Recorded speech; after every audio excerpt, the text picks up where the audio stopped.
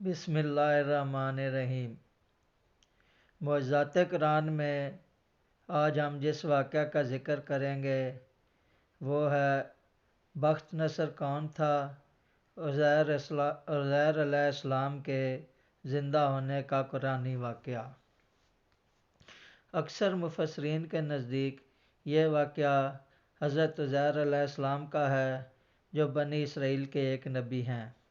واقعہ کی تفصیل کچھ یوں ہے کہ بنی اسرائیل کی بدعمالیوں کے باعث اللہ تعالیٰ کی طرف سے یہ عذاب آیا کہ بخت نصر بابلی جو ایک کافر بادشاہ تھا، اس نے بہت بڑی فوج کے ساتھ بیت المقدس پر حملہ کر دیا اور شہر کے 1,00,000 باشندوں کو قتل کر دیا اور 1,00,000 کو ملک شام میں اور ادھر ادھر بکھیر کر آباد کر دیا اور 1,00,000 کو گرفتار کر کے لونڈی یا غلام بنا لیا۔ حضرت عزیر علیہ السلام بھی انہی قیدیوں میں سے تھے۔ اس کے بعد اس کافر بادشاہ نے پورے شہر بیت المقدس کو توڑ پھوڑ کر مسمار کر دیا اور بالکل ویران بنا ڈالا۔ قوم عمالقہ کا ایک لڑکا ان کے بت نصر کے پاس لاوارث پڑا ملا۔ چونکہ اس کے باپ کا نام کسی کو معلوم نہیں تھا، اس لیے لوگوں نے اس کا نام بخت نصر، نصر کا بیٹا رکھ دیا۔ خدا کی شان، یہ لڑکا بڑا ہو کر بادشاہ کی طرف سے بابل پر گورنر مقرر ہو گیا۔ پھر یہ خود دنیا کا بہت بڑا بادشاہ بن گیا۔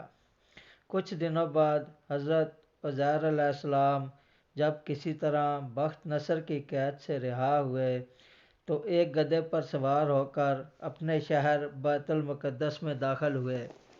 اپنے شہر کی ویرانی اور بربادی دیکھ کر ان کا دل بھر آیا اور وہ رو پڑے۔ چاروں طرف چکر لگائے مگر انہیں کسی انسان کی شکل نظر نہیں آئی۔ ہاں، یہ دیکھا کہ وہاں کے درختوں پر خوب پھل آئے ہیں جو پک کر تیار ہو چکے ہیں، مگر ان پھلوں کو توڑنے والا کوئی نہیں۔ یہ منظر دیکھ کر نہایت ہی حسرت و افسوس کے ساتھ بے اختیار آپ کی زبان مبارک سے یہ جملہ نکل پڑا کہ اس شہر کی ایسی بربادی اور ویرانی کے بعد بھلا کس طرح اللہ تعالیٰ پھر اس شہر کو آباد کرے گا۔ پھر آپ نے کچھ پھلوں کو توڑ کر تناول فرمایا اور انگوروں کو نچوڑ کر اس کا شیرہ نوش فرمایا۔ پھر بچے ہوئے پھلوں کو اپنے جھولے میں ڈال لیا اور بچے ہوئے انگور کے شیرہ کو اپنی مشک میں بھر لیا اور اپنے گدھے کو ایک مضبوط رسی سے باندھ دیا اور پھر آپ ایک درخت کے نیچے لیٹ کر سو گئے اور اسی نیند کی حالت میں آپ کی وفات ہو گئی۔ اور اللہ تعالیٰ نے درندوں، پرندوں، چرندوں اور جنوں انسان سب کی آنکھوں سے آپ کو اوجھل کر دیا تاکہ کوئی آپ کو نہ دیکھ سکے۔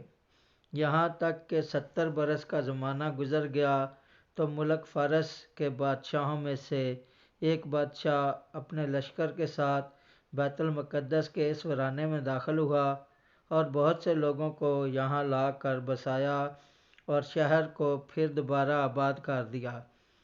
اور بچے کھچے بنی اسرائیل جو کہ اطراف و جوانب میں بکھرے ہوئے تھے، سب کو بلا بلا کر اس شہر میں آباد کر دیا۔